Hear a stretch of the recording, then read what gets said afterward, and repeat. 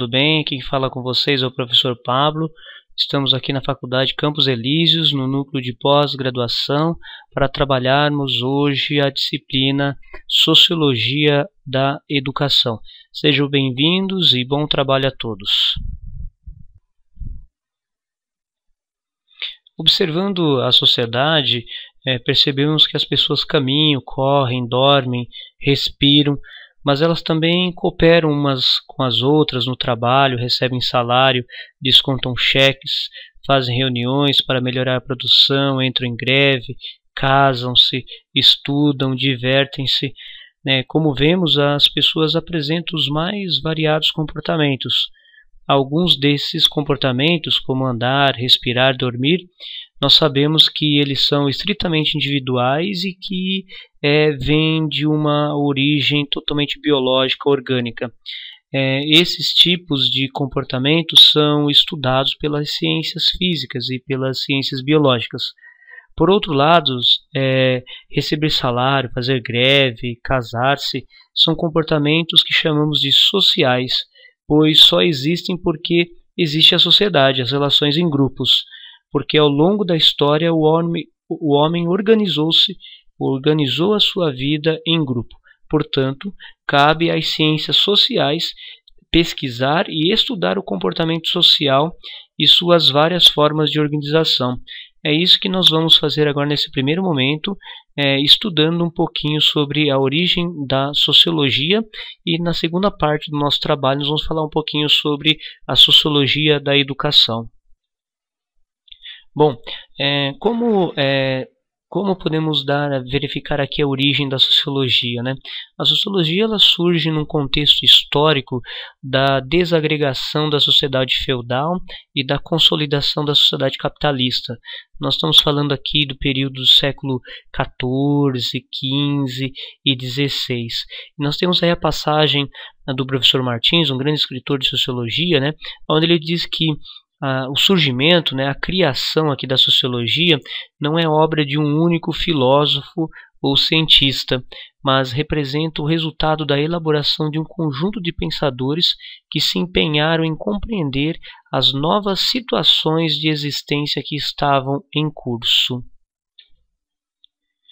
Bom, gente, ainda analisando a questão da origem da sociologia, as transformações que ocorreram entre os séculos XV ao século XVIII representam um marco muito importante para a história do pensamento ocidental e também para o surgimento da sociologia. Nós temos aí 6 aspectos que queremos destacar para falar da importância desses aspectos para o surgimento e o nascimento aqui da sociologia. Então vamos destacar aqui o primeiro item, que é o fim do período feudal. Lembro vocês aí que o período feudal nós tínhamos uma relação de grupo muito diferente, no caso aqui a relação do suzerano com o vassalo. A formação dos burgos ela vai acontecer nesse momento aqui da transição do período feudal para o período moderno, e óbvio que isso colaborou aí para o segundo item, o surgimento do comércio. Foi muito importante porque junto com o surgimento do comércio nós já temos o terceiro item que deu início aí à formação de uma classe social, a chamada burguesia, e mais para frente o proletariado, que nós vamos ver em outro momento.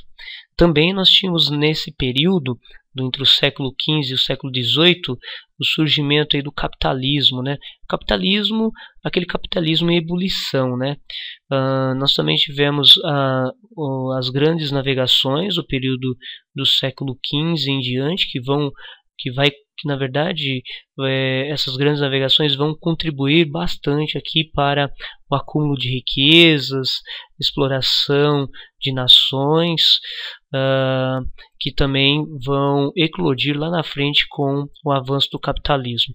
E a Revolução Industrial, aí no século XVII, século XVIII, na Inglaterra, que vai contribuir bastante para a fundamentação de uma sociedade capitalista como a que vemos hoje.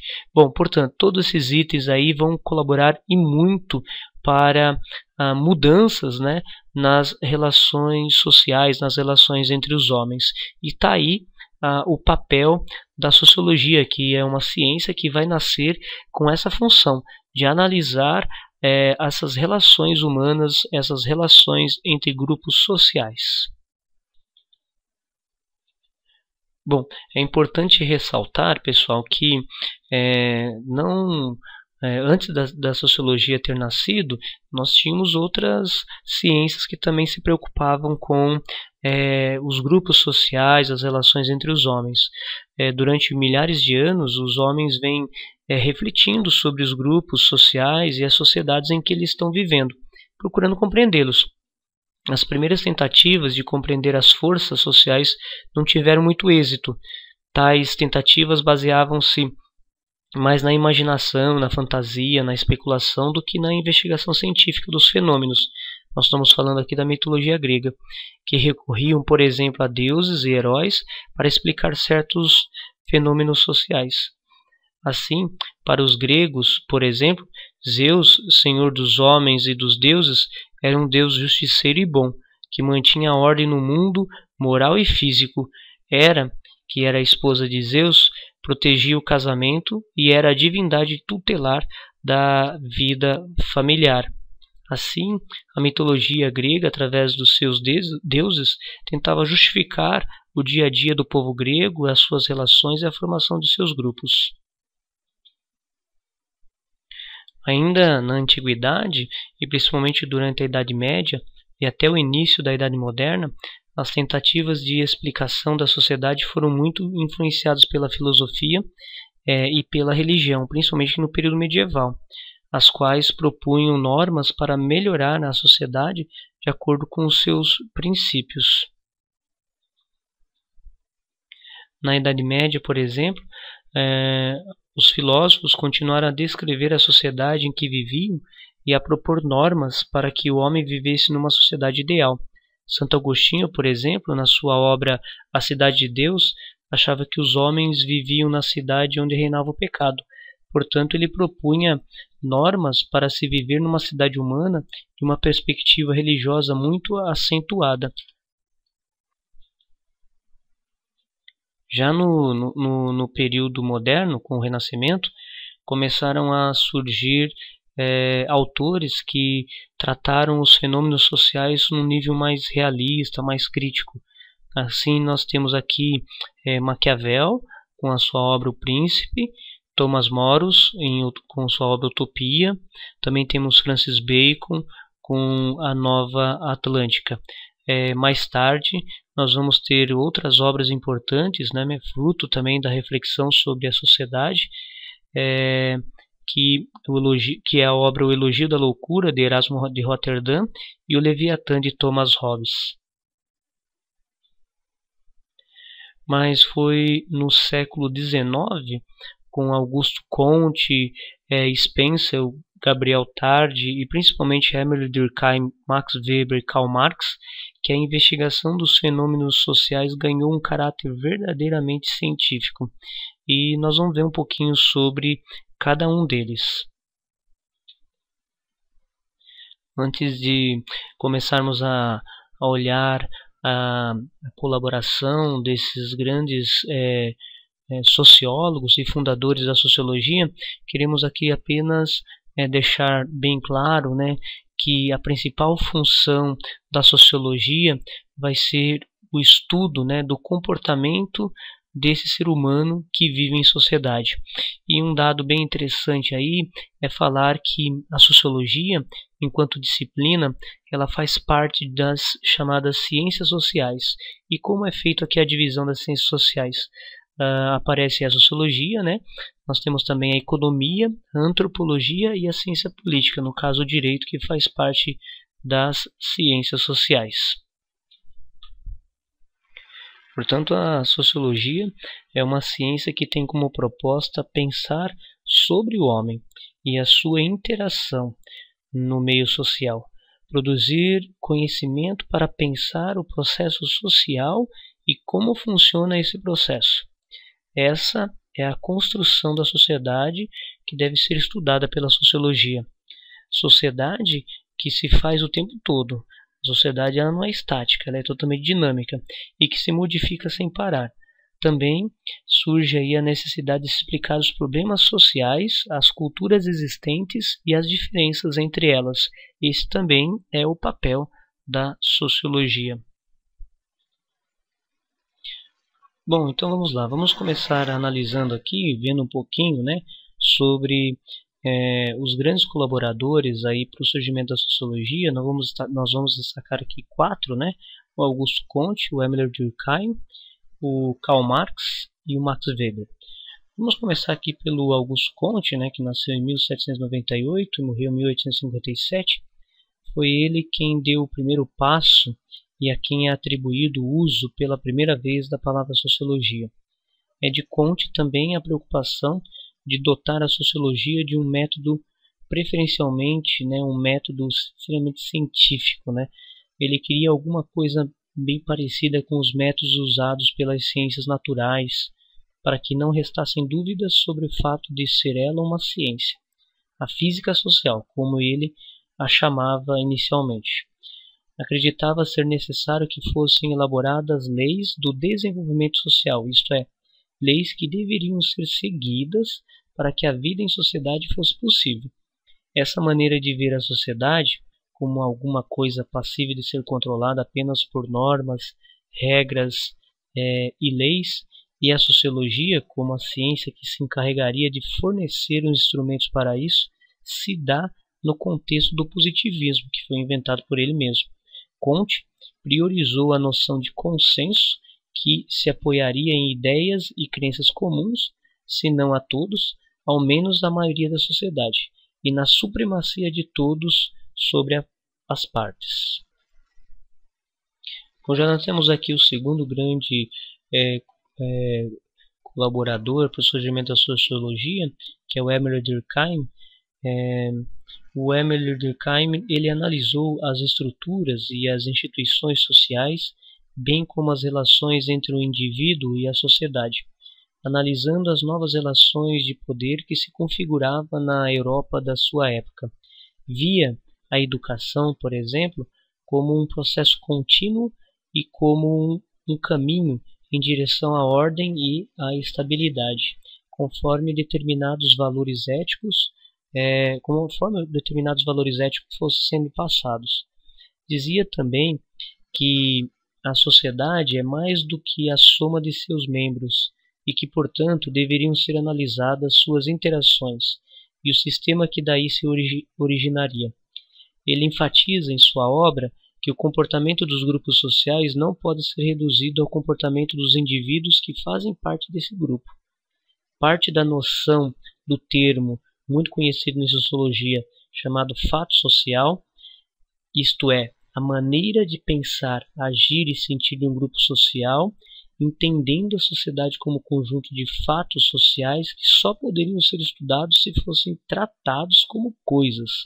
Portanto, é do Emile Durkheim que surge o conceito de fato social. Ele mesmo caracterizou o fato social como sendo comum a todos os membros da sociedade ou a sua maioria. Princípio que ele chama de generalidade. Também o fato social ele é externo ao indivíduo, isto é, existe independentemente da vontade desse indivíduo. E também tem o princípio que ele chama, aí a característica do fato social que ele chama de coercitivo, uma vez que acaba por pressionar os indivíduos para que sigam o comportamento esperado e estabelecido como padrão pelo grupo. Daí a possibilidade concreta que Durkheim percebeu de se poder tratar o fato social como coisa. Nós vamos assistir agora um vídeo do professor Edenilson Moraes, no qual ele vai falar um pouquinho sobre a filosofia de Durkheim e a questão dos fatos sociais. Temos uma breve abordagem da obra de Emile Durkheim e sua análise dos fatos sociais. Afinal de contas, foi com Emile Durkheim que a sociologia passou a ser considerada uma ciência. E o seu principal objeto de estudo são os fatos sociais. E o que são fatos sociais? São os modos de pensar, sentir e agir de um grupo social. Durkheim via o fato social como coisa, ou seja, algo objetivo, capaz de ser estudado, analisado, compreendido e explicado racionalmente. Ele pretendia fazer da sociologia uma ciência tão racional e objetiva quanto a física, a biologia ou a medicina. Mas como fazer isso se a sociologia lida com os seres humanos que mudam a todo instante, que possuem sentimentos, emoções, ideias e vontades próprias? A resposta para este questionamento está na análise dos fatos sociais. Portanto, os fatos sociais deveriam ser estudados com métodos próprios, com métodos diferentes dos empregados pelas ciências naturais. Os fatos sociais têm a seguinte característica, anote aí. Primeiro, generalidade, ou seja, é comum a todos os membros de um grupo, ou sua maioria. O fato social, portanto, é comum a todas as pessoas do grupo e está presente em boa parte da sociedade ou dentro do processo histórico, como, por exemplo, o desemprego ou a violência. São fatos sociais os modos de vestir, a língua, o sistema monetário, a religião, as leis, entre outros. A segunda característica dos fatos sociais é a exterioridade, ou seja, eles são exteriores ao indivíduo, existem independentemente de sua vontade. O fato social existe independentemente da vontade das pessoas, por isso ele é exterior ao indivíduo, como, por exemplo, a educação e a escola. Os fatos sociais são coisas externas e objetivas, que não dependem da consciência individual das pessoas para existir. O fato social não é estabelecido pelo indivíduo. Por exemplo, quando nós entramos em um determinado grupo social, tal norma já existia, e quando sairmos dele, provavelmente continuará existindo. A terceira característica do fato social, senhores, é a coerção, ou seja, os indivíduos se sentem pressionados a seguir o comportamento estabelecido. Há um comportamento determinado que as pessoas são obrigadas a seguir, independente de sua vontade. Os fatos sociais, segundo Émile Durkheim, são maneiras de agir, sentir e pensar. Eles possuem existência própria e são capazes de obrigar o indivíduo a se comportar dessa ou daquela maneira. Por exemplo, quantas vezes nós nos comportamos como achamos que devemos nos comportar, mas por trás dessa aparente liberdade irrestrita existem hábitos, costumes coletivos ou mesmo regras que nós internalizamos, ou seja, que nós aceitamos como válidas e que nos induzem a assumir certas atitudes. Quer a pessoa queira ou não, ela é obrigada a seguir o costume geral. Porém, se ela não seguir, sofrerá punições. Essas punições podem ser a ridicularização perante o resto do grupo, o isolamento social ou até mesmo uma sanção penal. Portanto, senhores, vimos que foi com Émile Durkheim, considerado um dos pais da sociologia, é um dos autores clássicos da sociologia, é um dos definidores do método, das aplicações e do objeto de estudo da sociologia, ou seja, um fato social que possui como características básicas o fato de ser genérico, exterior e coercitivo. Anote bem as características do fato social. Ele é geral ou genérico, exterior e coercitivo, senhores. O fato social seria a realidade composta de regras, leis, costumes e rituais. E caracteriza-se por ser genérico, ou seja, a primeira característica é a generalidade. tudo aquilo que é repetido em todos os indivíduos, ou na sua maioria. O fato social também é caracterizado pela exterioridade, ou seja, é exterior ao indivíduo, assim como regras e leis sociais. E a terceira característica básica dos fatos sociais é a coerção. Ele manifesta-se quando nós adotamos um idioma ou uma determinada forma de família e apresenta-se como força que os fatos exercem sobre os indivíduos, apresentando-se também sob formas de sanções, sob forma de punições. Portanto, senhores, essa é a importância de Émile Durkheim, um dos autores clássicos da sociologia, e sua análise dos fatos sociais, considerado o principal objeto de estudo das ciências sociais. Por hoje é só. Um forte abraço a todos e cuide-se bem. Muito bem, pessoal. Após aí a fala do professor Edenilson, né, nós temos aqui também um texto da revista Nova Escola sobre o Émile Durkheim. Um texto que vai falar sobre a importância dele para o surgimento da sociologia e principalmente para o surgimento da sociologia da educação, que é a temática da nossa matéria aqui, né? Sociologia da educação. Émile Durkheim, o criador da sociologia da educação. Vamos dar uma olhadinha juntos?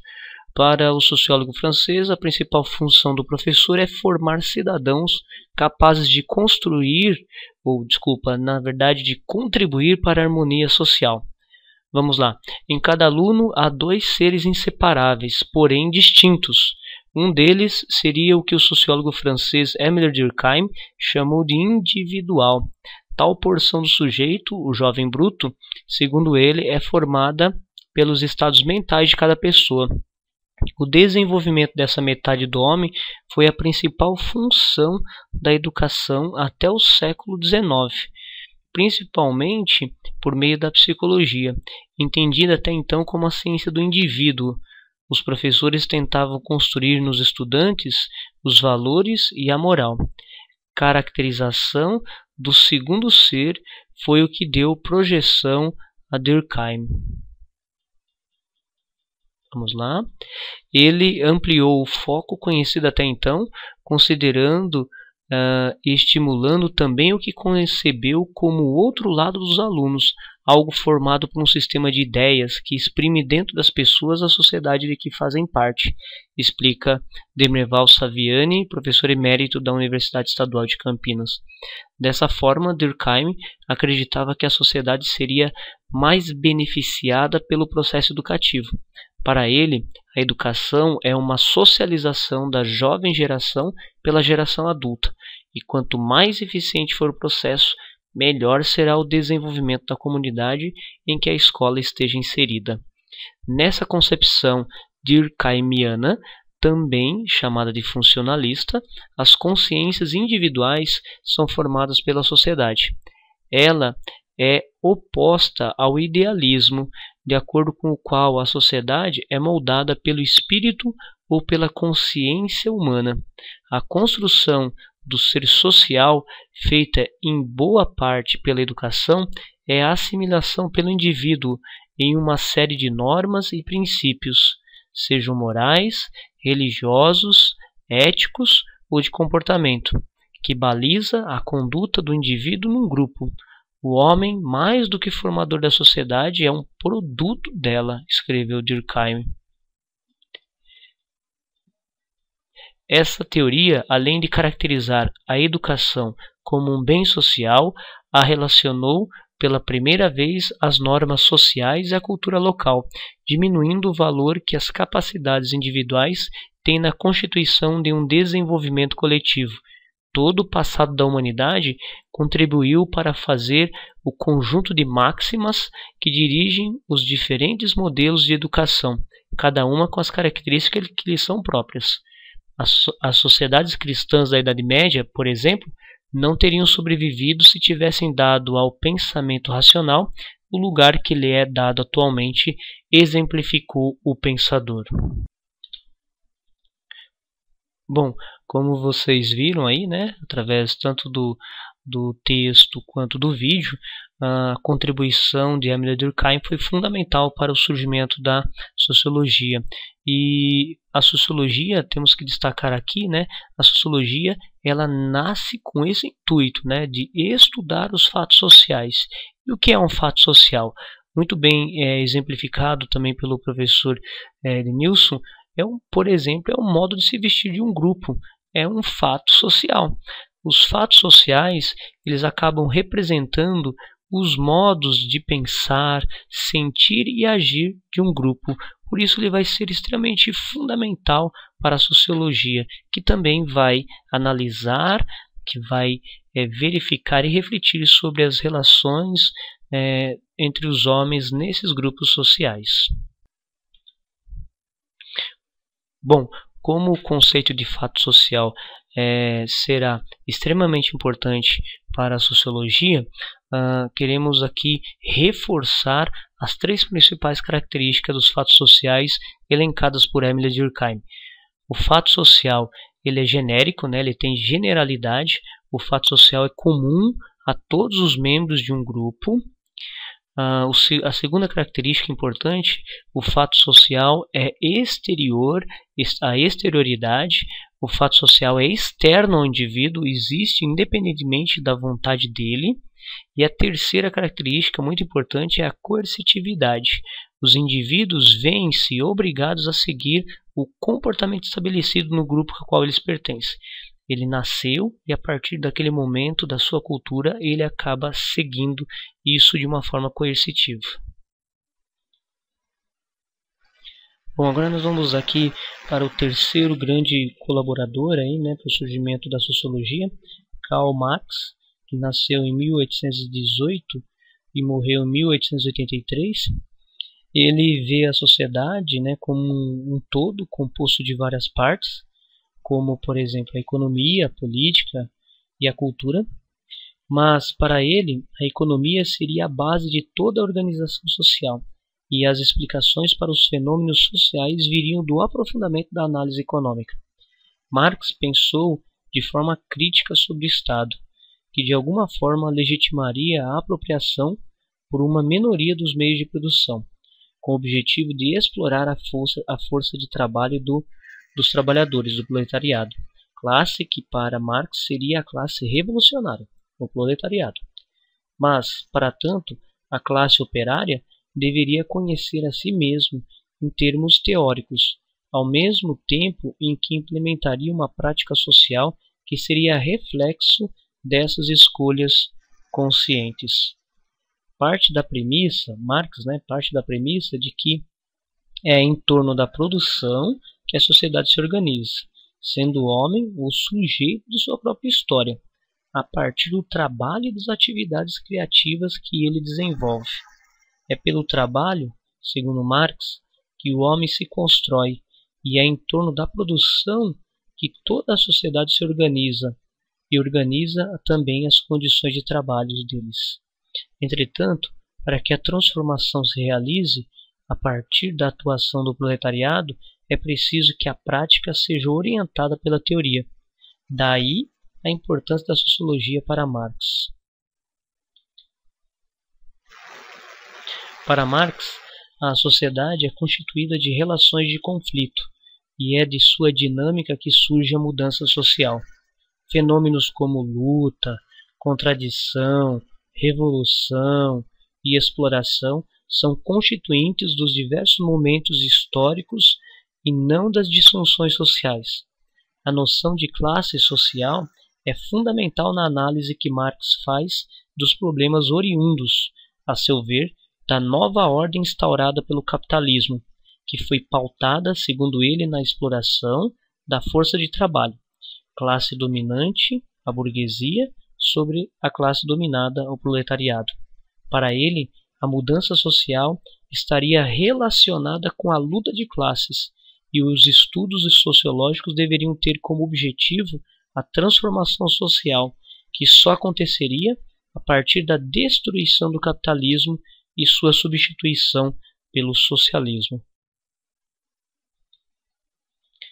Nós temos aí o o quarto, né, e último grande colaborador para o nascimento da sociologia, que é Max Weber, que nasceu em 1864 e morreu em 1920, né, ele vai analisar a sociedade de seu tempo quando o capitalismo se consolida, né, como modo de produção, e ele vai travar um diálogo profundo com a obra de Marx, de quem vai discordar em muitos pontos. Max Weber partia do princípio de que para entender a sociedade era preciso entender a ação do homem, tentando compreender, explicar e interpretar o social em análises não valorativas, sempre considerando seu caráter dinâmico. Weber ele se afasta de Marx ao explicar a sociedade a partir das relações estabelecidas pelos homens no capitalismo, e não apenas a partir da economia. Para ele, há vários grupos sociais em sociedades diferentes, com culturas diferentes e que devem ser consideradas inclusive na ação educativa.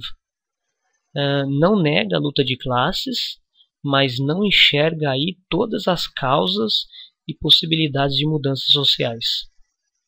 Para Weber, sua sociologia ela passa a ser compreensiva, tem como premissa básica que para entender a sociedade capitalista em seus sistemas sociais e intelectuais, seria necessário compreender a ação do homem e sua interação.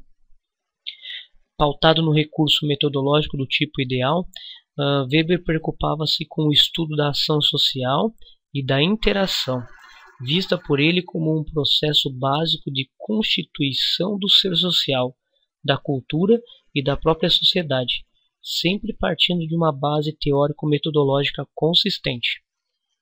Weber é o pioneiro nos estudos empíricos da sociologia. Base da interação social, a comunicação é um aspecto fundamental no pensamento de Weber e exigiria a compreensão das partes envolvidas. Na medida em que há uma aceitação das semelhanças e diferenças entre os indivíduos, e uma certa padronização na forma de pensar e de agir a partir de valores e padrões que foram interiorizados, tem-se o equilíbrio social, objetivo maior a ser alcançado na vida social para Weber. Assim, o importante para Weber é entender como e por meio de que tipo de relações sociais se mantém o modelo de sociedade, e de que maneira os processos de dominação estruturariam a vida social.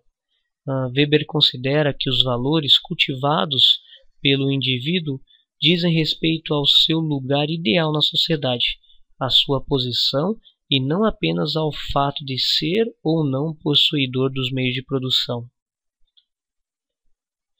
Bom, gente, ao analisar aqui os 4 grandes colaboradores para o surgimento da sociologia, queríamos destacar a sociologia como ciência que tem um duplo valor.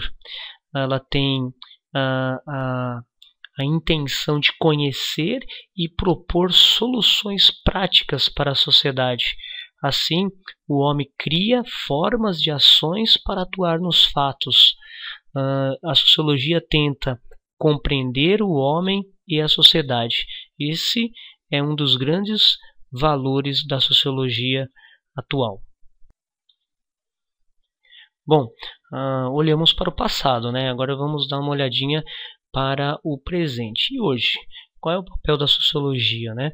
Bom, nós percebemos que pela história está claro para nós que o capitalismo mudou muito as relações entre os homens, né? E, portanto, a sociologia hoje ela tem uma missão: analisar as consequências do próprio sistema capitalista. Por exemplo, quais consequências, né?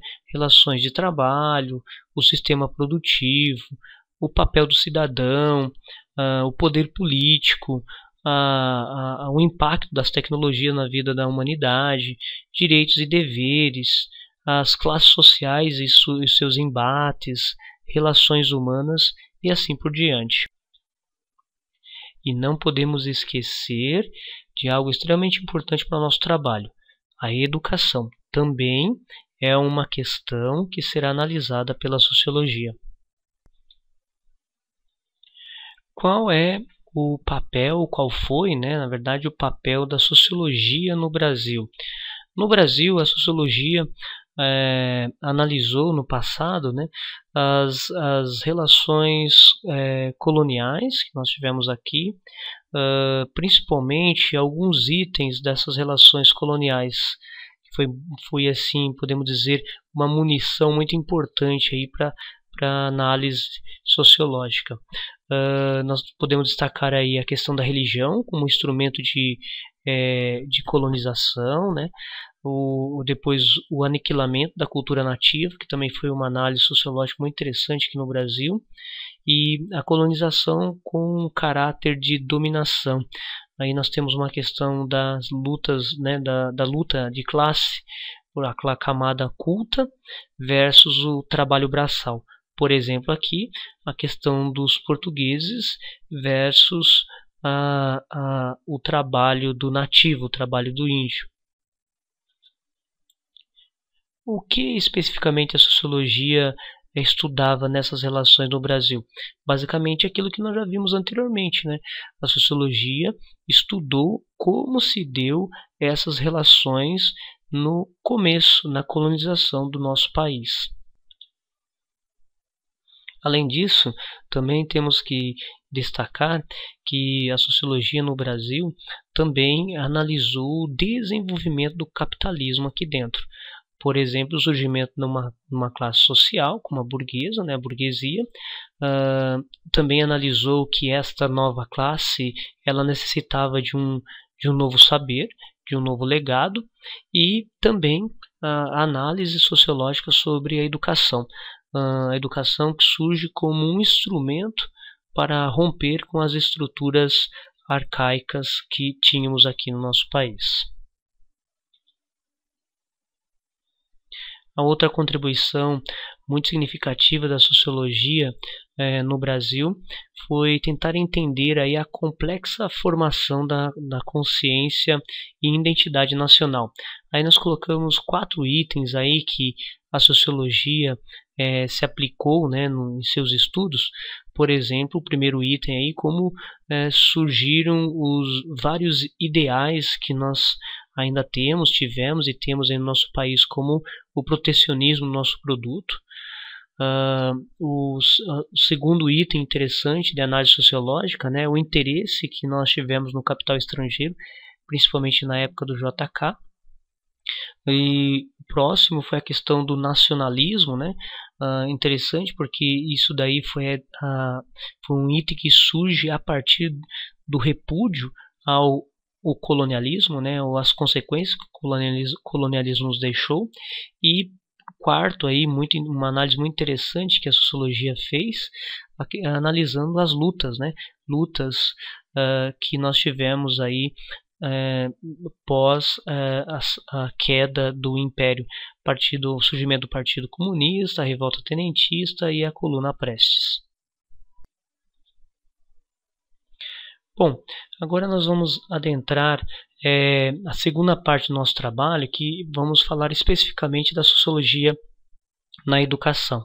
Antes de mais nada, nós vamos verificar um vídeo que vai fazer uma breve retomada desses itens que acabamos de falar e vai dar aí um pontapé inicial para trabalharmos a questão da sociologia da educação.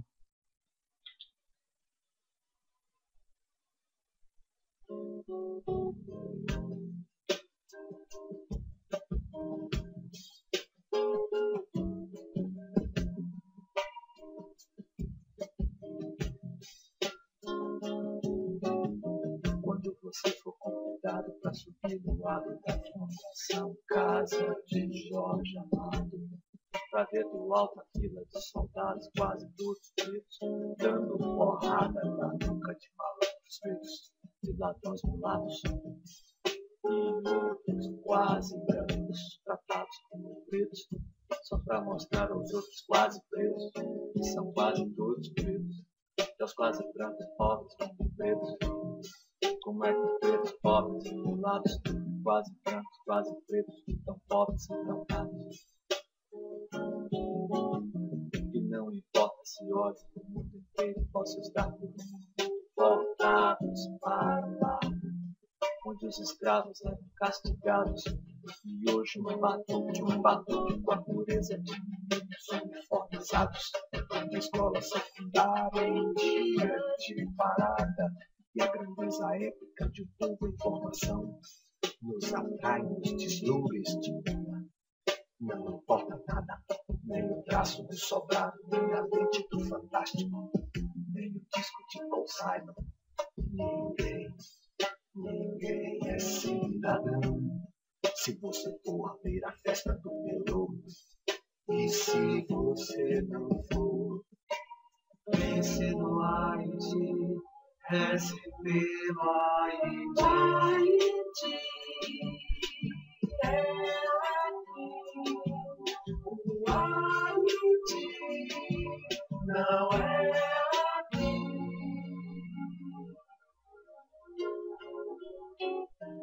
Na TV, se você vir um deputado no pano, maldicionado, diante de qualquer, mas qualquer mesmo, qualquer plano de educação que pareça fácil e rápido, e vá representar uma ameaça de democratização do ensino de primeiro grau.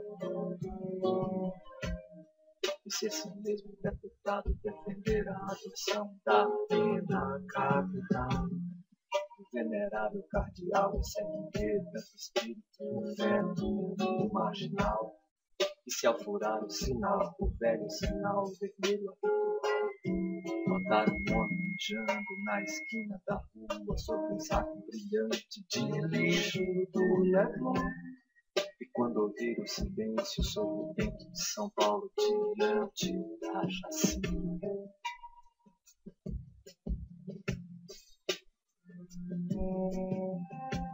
111 presos indefesos, mas presos são quase todos pretos, ou quase pretos, ou quase brancos, quase pretos, de tão pobres. E pobres são como podres, e todos sabem como se tratam os pretos.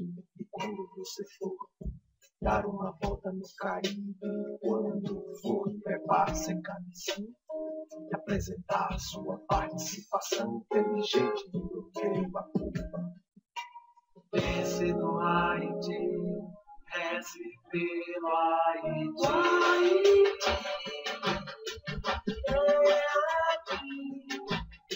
O Haiti não é aqui.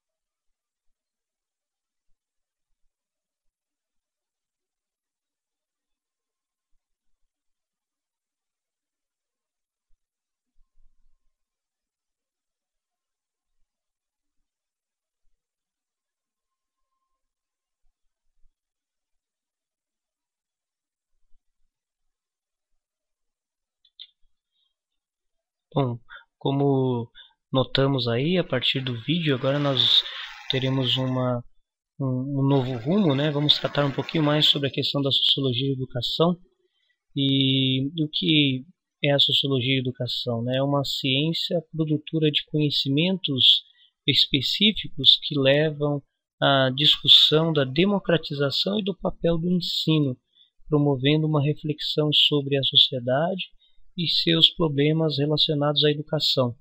Seu papel é investigar a escola enquanto instituição social, analisando os processos sociais envolvidos, todas as mudanças ocorridas em nossa sociedade, se trouxeram ou não mudanças para a educação. É importante fazer um elo de ligação com a primeira parte que nós trabalhamos, lembrando que a educação é um fato social e, portanto, a sociologia da educação vai analisar este fato social. Bom, então vamos falar um pouquinho aqui da origem da sociologia da educação. Os estudos sociológicos da educação, eles se situam mais ou menos aí na primeira metade do século XX. Foi a partir dos anos 1940 e principalmente nos anos 1950 e 60 que a sociologia da educação se constituiu como campo de pesquisa específico. Vocês verem aí que foi meados do século passado, né, que a sociologia da educação aparece com bastante ênfase. E a educação passa a ser um fato social importante para ser analisado pela sociologia da educação. Nós teremos aí, na origem da área, né, da sociologia da educação, um grande colaborador, né, um grande sociólogo chamado Karl Manning, que vai trazer uma contribuição muito bacana, muito importante para a sociologia da educação. O Karl nasce em 1893 e morre em 1947, então podemos dizer que após 1950 é que a sociologia da educação ela nasce como disciplina autônoma na Europa e, claro, influência das ideias de Émile Durkheim, né? É a partir de 1960 que ela toma uma projeção, um status de área de conhecimento na educação. Portanto, é a partir de 1960 que ela vai tomar corpo e vai crescer. Então, Manning ele definia a educação escolarizada como uma técnica social, isto é, uma arma nas mãos de quem domina e que pode ser usada para a manutenção ou para a transformação de uma sociedade. Então veja bem a visão dele, né? A educação ela pode ser ao mesmo tempo de transformação, mas pode também ser de dominação, destacando que, mesmo transformadora num primeiro momento, a educação tende a ser mantenedora da nova situação criada por um processo revolucionário. Quem domina não deseja que a situação se altere totalmente e indefinidamente. Vamos dar uma olhadinha aqui na contribuição de Manning para a análise sociológica da educação. Primeiro, a análise sociológica da educação, ele desvenda o real sentido ao esclarecer-lhe a meta social a atingir. Se retirarmos da educação a conotação social que ela tem, estaremos, segundo ele, reduzindo a educação a um esquema de ação arbitrário e abstrato. A segunda análise que ele faz da educação é o seguinte: a prática educacional na sociedade contemporânea, ela toma o grupo e não o indivíduo como unidade educativa. Isso significa que a obra do educador não é mais formar intelectualmente personalidades individuais, mas integrar um processo mais amplo para formar personalidades, sendo também um recurso ativo na reconstrução social. Portanto, Karl Manning, junto com outros autores, formula uma concepção de educação que pode ser um elemento de transformação da realidade social. Essa ideia, que se desenvolveu a partir do fim da Segunda Guerra Mundial, permaneceu vigente nos anos seguintes, vinculada sempre ao processo de crescimento econômico que se estendeu até o final dos anos 60.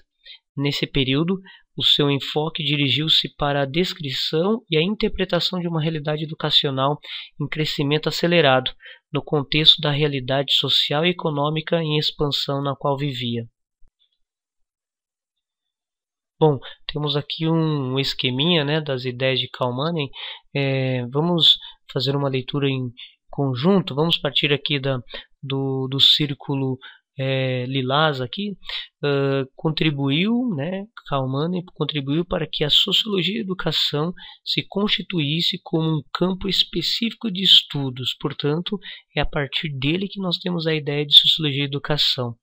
Vamos para o círculo verde.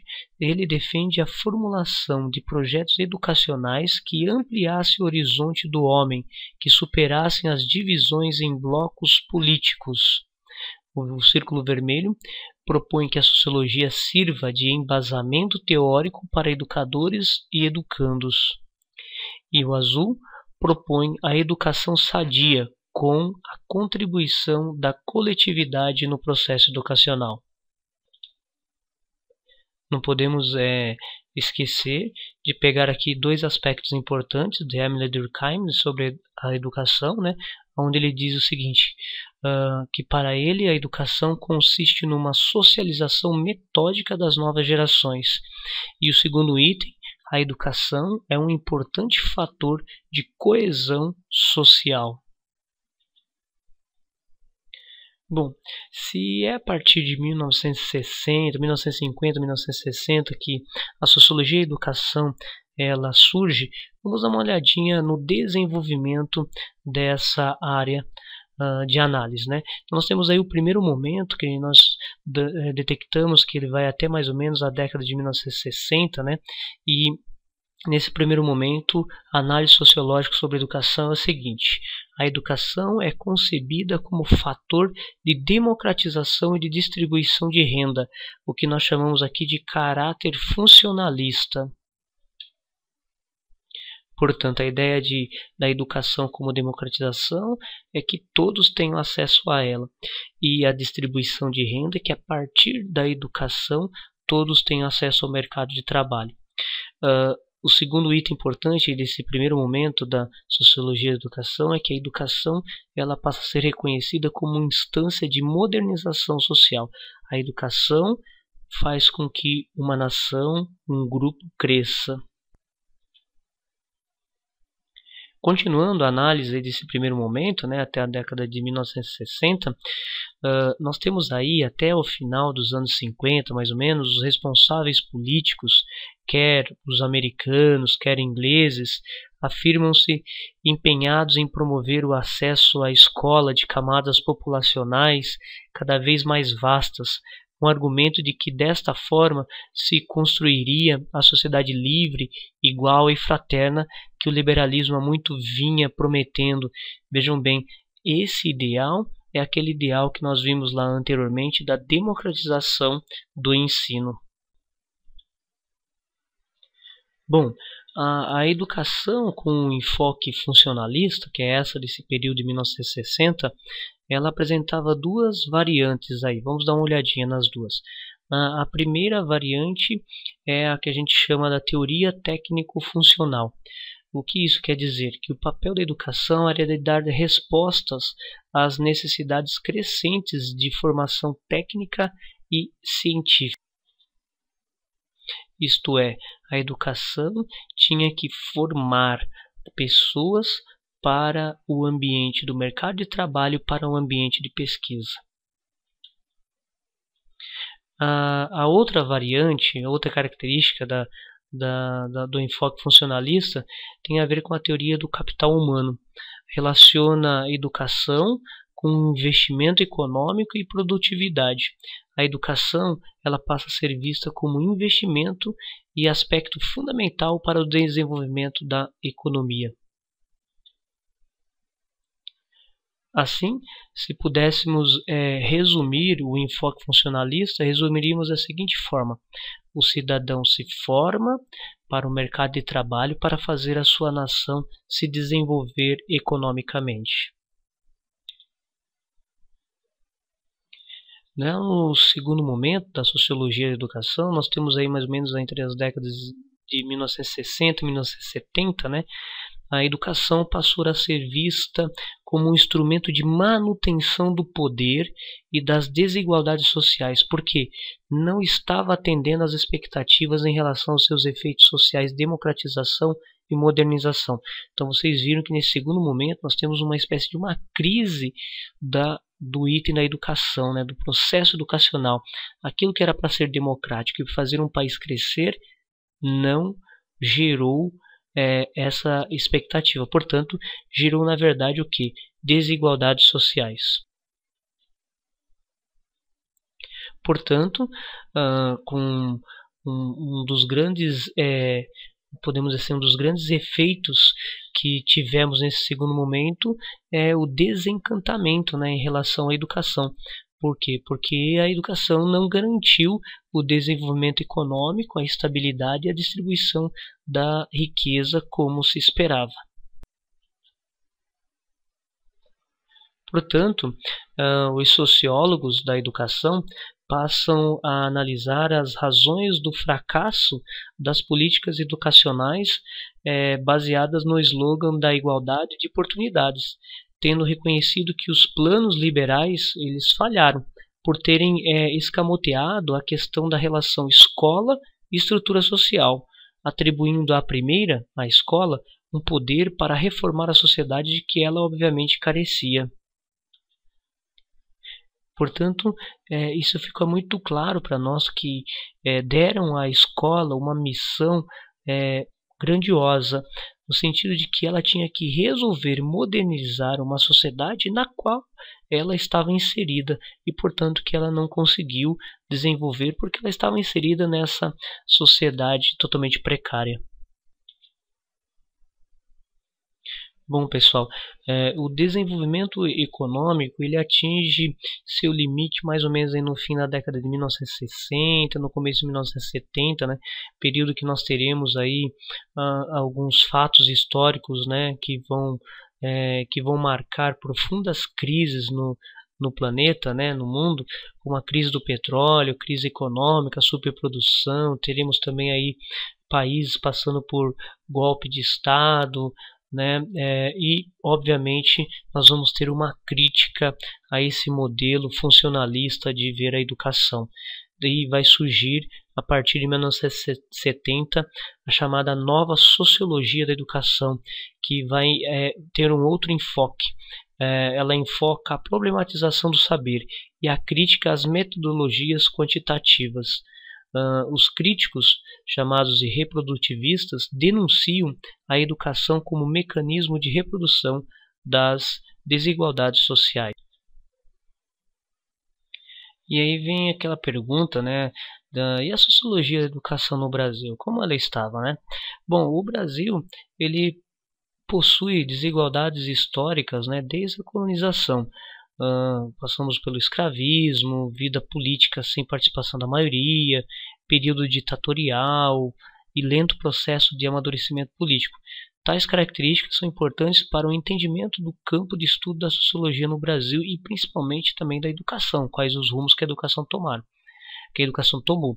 A disciplina sociologia começou a ser ministrada no Brasil no ensino médio e em algumas faculdades no início do século XX e mais tarde nos cursos de formação de professores.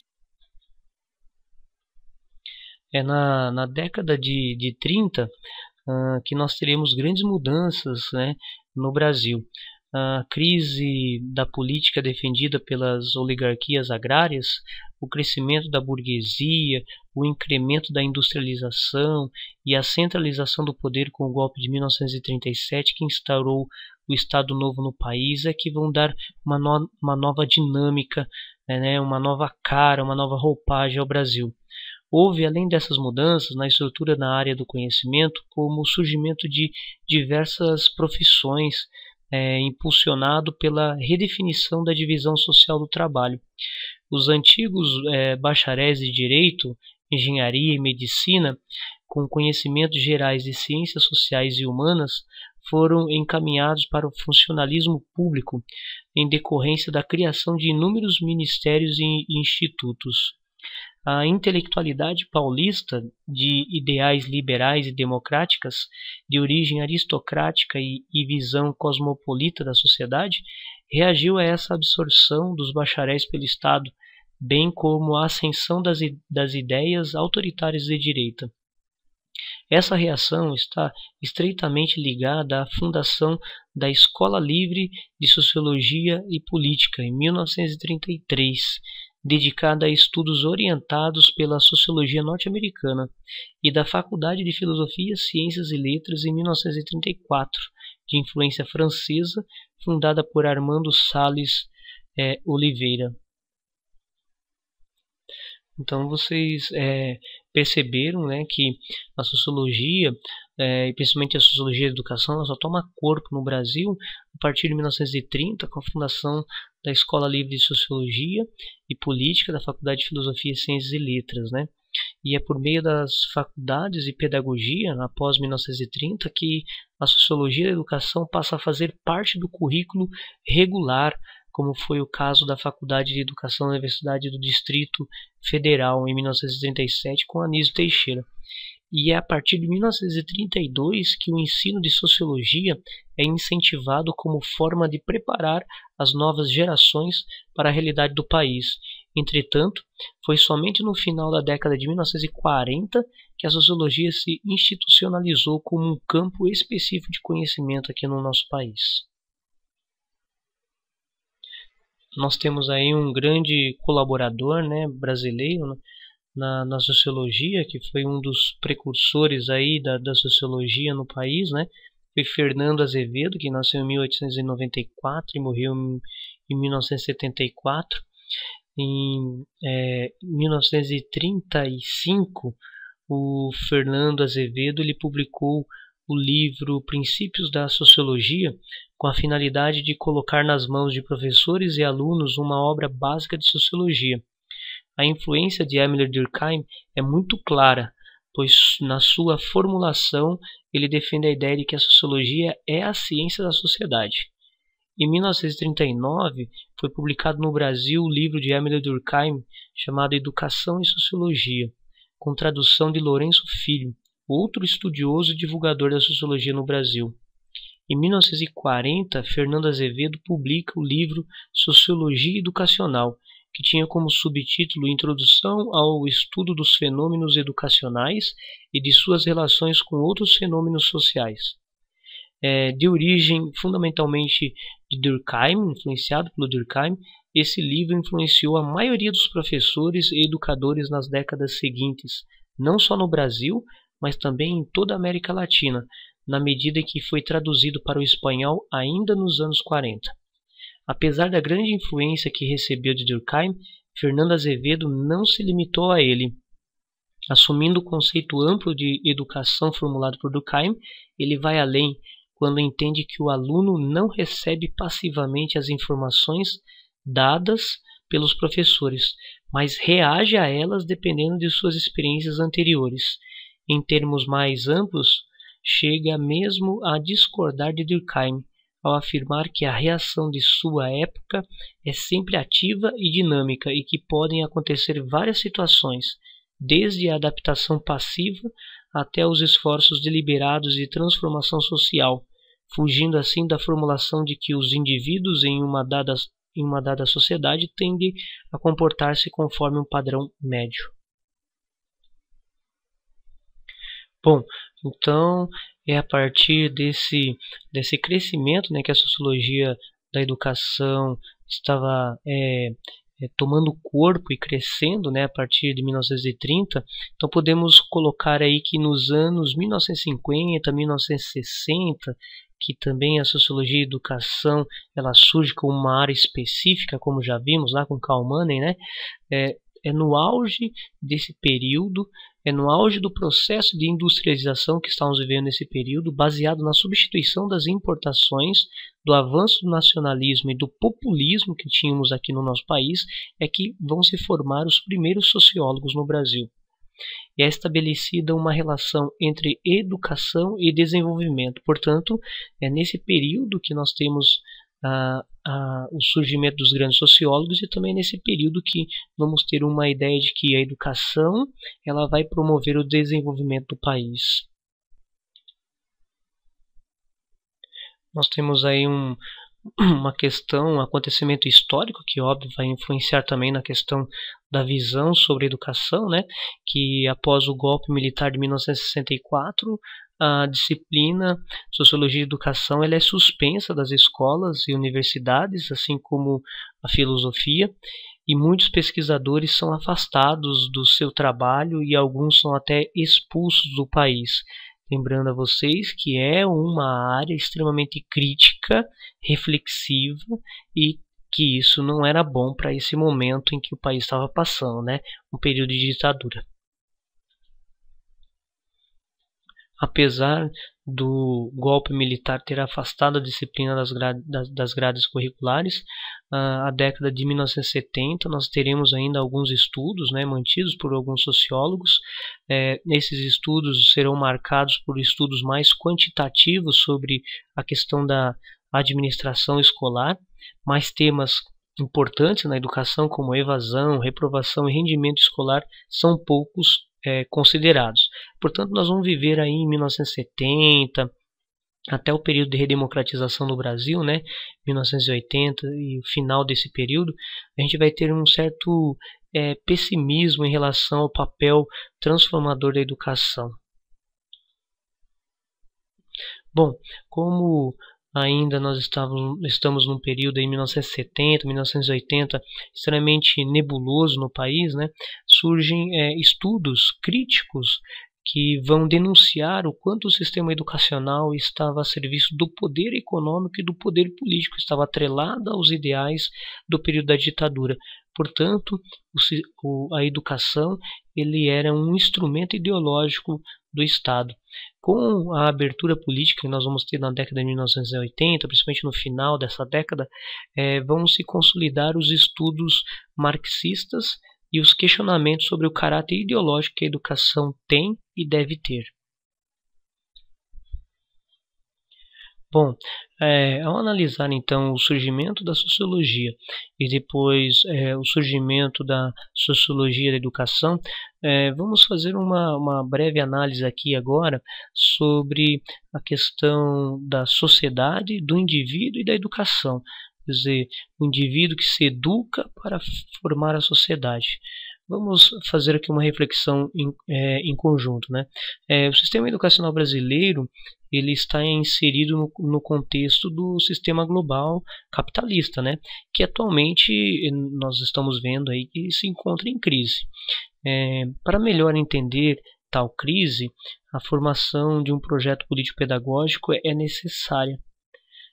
Ou melhor, a formação de um projeto de uma educação para a emancipação humana é necessário. A educação ela tem um cunho ideológico, emancipar o ser humano. Para pensarmos em um projeto emancipatório, temos que analisar algumas questões: a sociedade, o indivíduo e a educação que temos e a que queremos ter. De início, vamos fazer um breve histórico da sociedade que temos, e em seguida, a perspectiva que temos. Posteriormente, uma reflexão do indivíduo que temos e que queremos, e finalmente um apanhado histórico da educação que temos e sua perspectiva. Que sociedade que queremos ter através da educação? Analisamos a sociedade que temos a partir de um breve histórico. Na comunidade primitiva, onde o modo de produção era comunal, né, tudo era feito em comum, não havia classes sociais, tudo era dividido, plantado, colhido e dividido, e em seguida temos também os povos da antiguidade e posteriormente a sociedade na Idade Média, que possuíam ainda algumas características da sociedade antiga de divisão de bens, né? O meio dominante de produção era a terra e a forma econômica dominante era a agricultura. As sociedades pré-modernas não possuíam consciência histórica. Elas eram capazes de reproduzir-se por períodos extremamente longos. O trabalho não constituía uma esfera separada, existia inferioridade social e dependência. Por fim, a sociedade moderna, que contou com uma força destrutiva para seu progresso, foi a invenção das armas de fogo, ou seja, estavam sendo destruídas as formas pré-modernas. Elementos fundamentais do capitalismo passaram a existir porque contaram com a economia militar e de armamento. Para ganhar dinheiro, as pessoas passaram a vender sua força de trabalho. Rompidas as relações naturais com base em laços de sangue em que a nobreza e a servidão eram passadas de pai para filho. Na modernidade capitalista, as relações passam a ser sociais. Inaugura, então, a existência da crítica social, uma imanente ao sistema e outra categorial. O capitalismo, sem limites, tinha como objetivo a transformação do dinheiro em dinheiro. O dinheiro é a encarnação do trabalho, ou melhor, o fundamento do sistema capitalista reside na produção do valor, a valorização do dinheiro.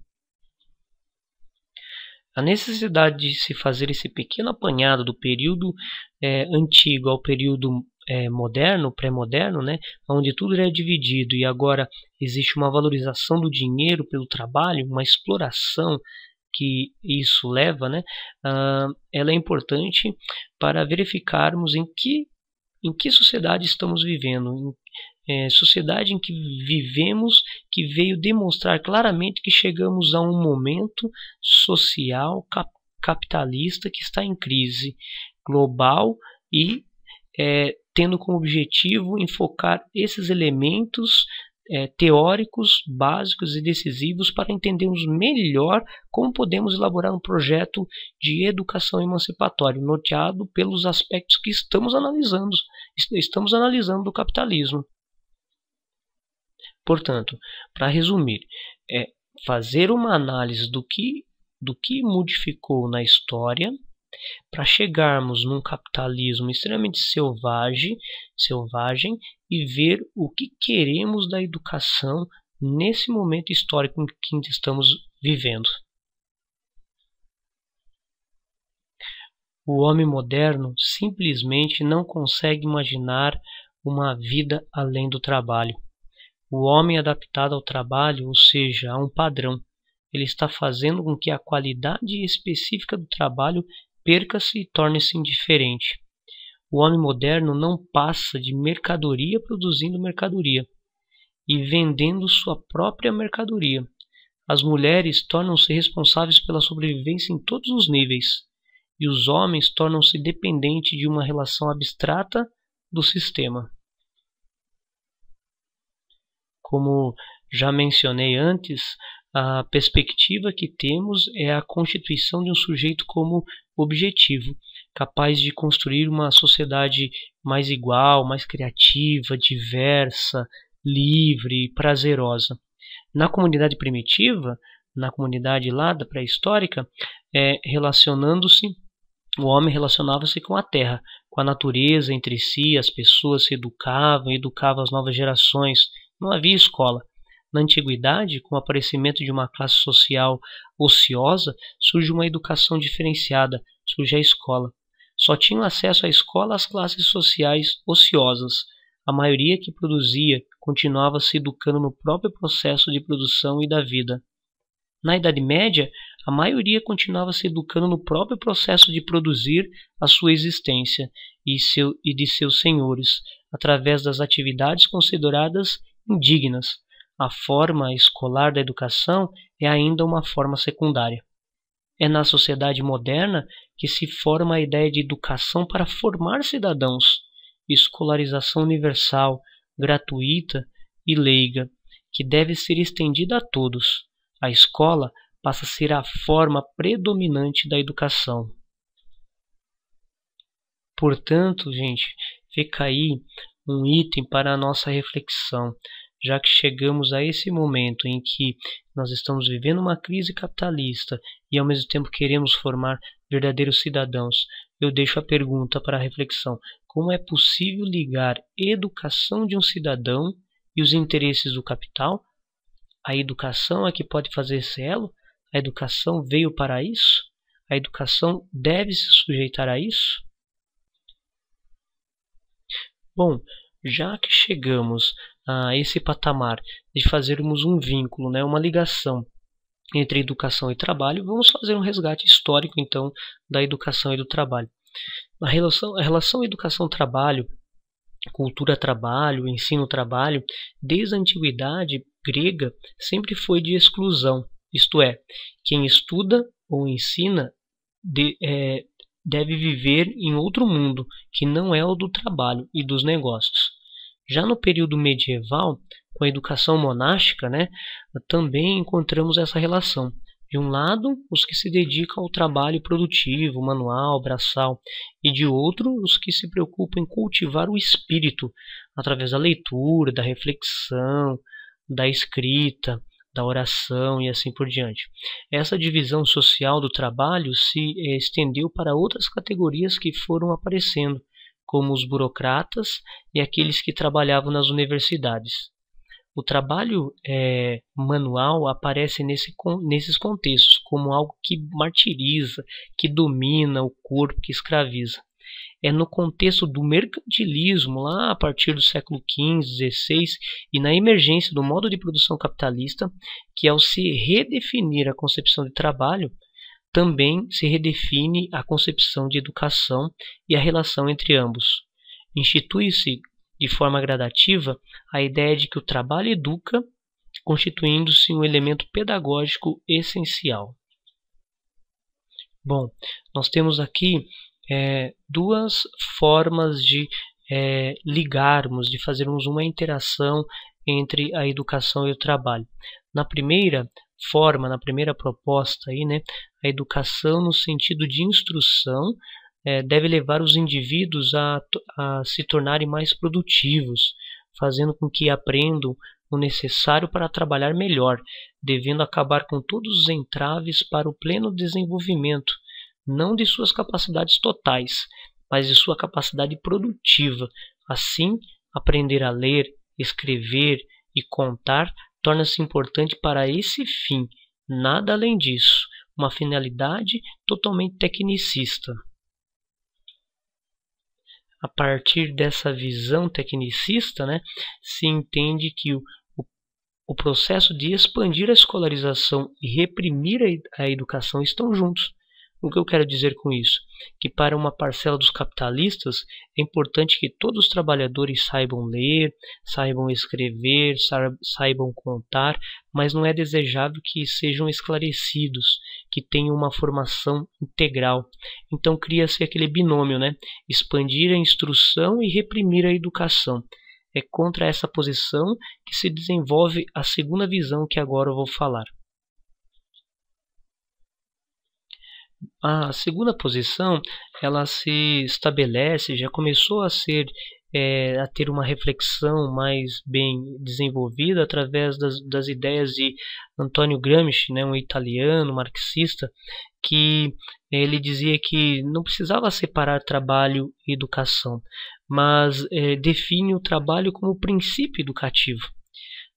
O Antônio ele sempre reagiu às propostas de se dar à classe trabalhadora uma escola de má qualidade, fraca, que não lhes propicia, por exemplo, conhecer os autores clássicos nos vários ramos do pensamento, ou seja, uma escola que não amplie o universo cultural dessas pessoas e que apenas fica naquela formação técnica para o trabalho braçal. Ele era totalmente contra isso. Um tipo de instrução que acabava sendo muitas vezes vazia e sem interesse direto para a educação integral dos indivíduos, que na expressão do Gramsci mantém o operário de chapéu na mão e de boca fechada. Isso não tem sentido. Educar para isso não tem sentido. Para Gramsci, era fundamental unificar o mundo do trabalho com o mundo cultural, a escola produtiva com a formação científica e humanista, a escola profissionalizante com a com a formação dos estudos literários e humanistas, que não tinha nenhum interesse direto para a produção. Isso era importante à medida que, a partir dos conselhos de fábrica, o trabalhador ia sendo educado para que pudesse dirigir coletivamente as fábricas em que trabalhava, o que pressupunha a ideia de uma sociedade socialista, mais justa, mais igual, além da ampliação da dimensão humana do indivíduo. Portanto, gente, fica claro a partir da segunda visão que dominar a técnica produtiva do trabalho moderno é importante, mas não pode ser um objetivo isolado. Ok? Daí a ideia de uma educação unilateral, que propiciaria uma educação integral e não apenas profissionalizante. Nós chamamos omnilateral. Omnilateral, isso é, não é unilateral, é omnilateral. É uma ideia de educação mais abrangente, que não fica só no tecnicista.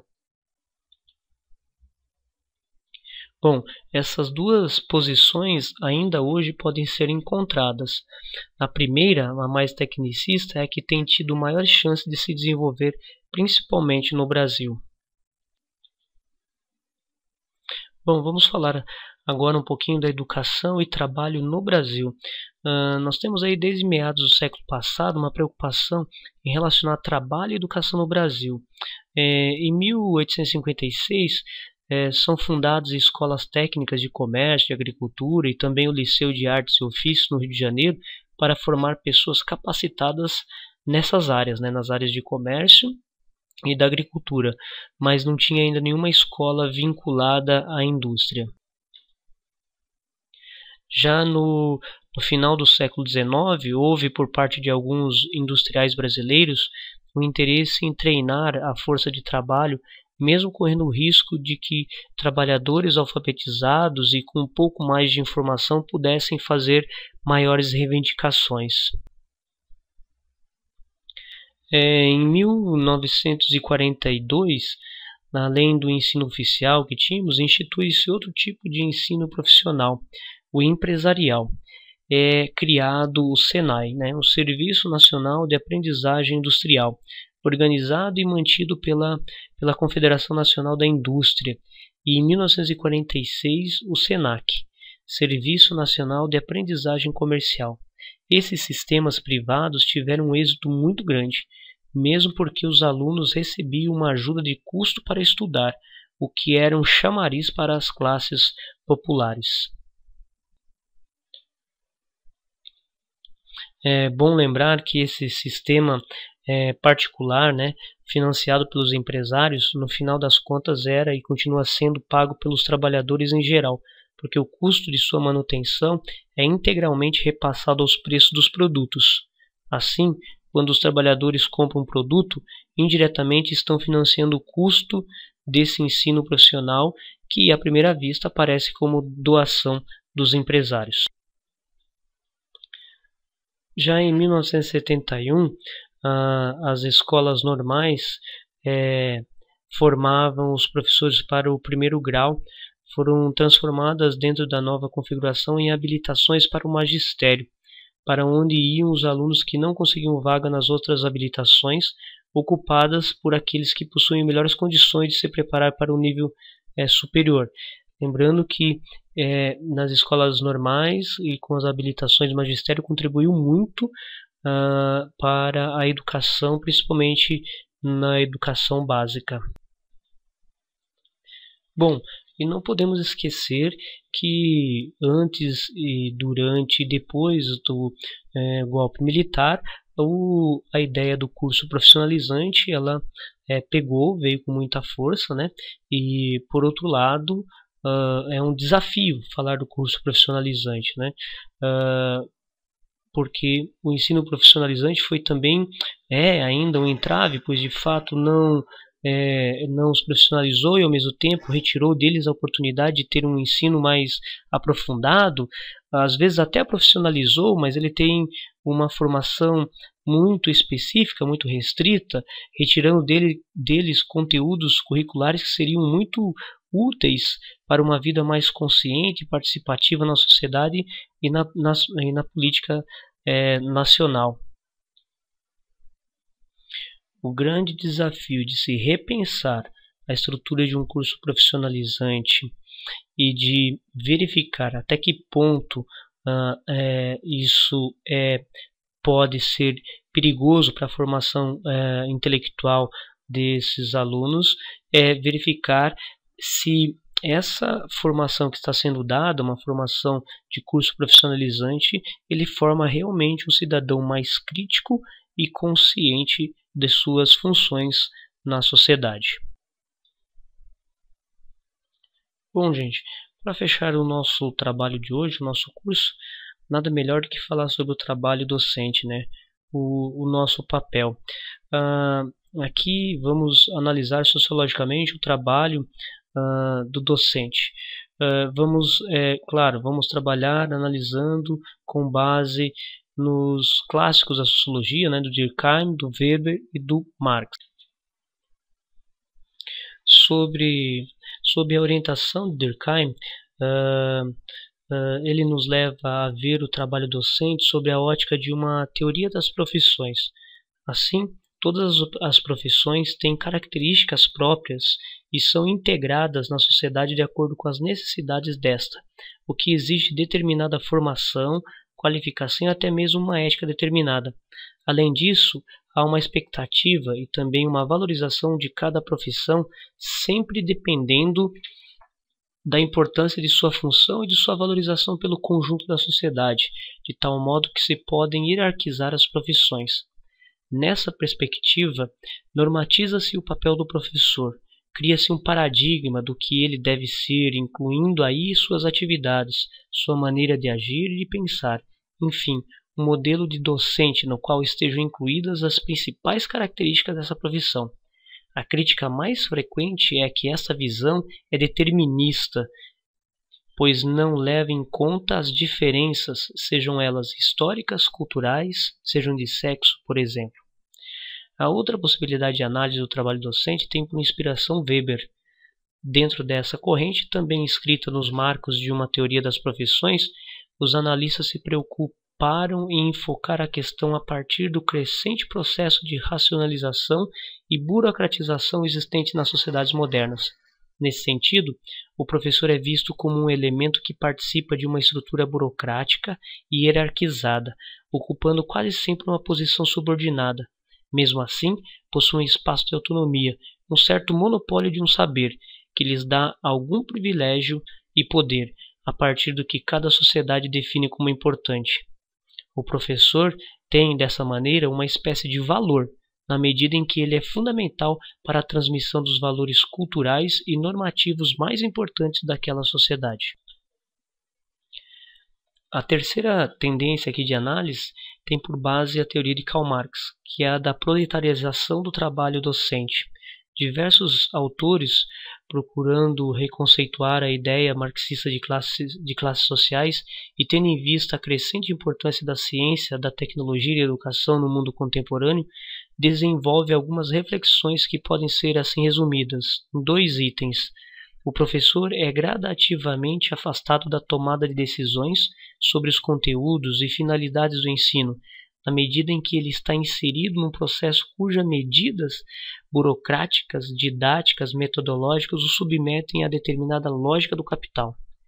Segundo, em decorrência disso, os professores tornam-se meros executores de decisões tomadas por técnicos e administradores, que planejam todas as atividades educativas, ocasionando uma perda contínua do controle sobre o seu trabalho e uma desqualificação crescente da categoria.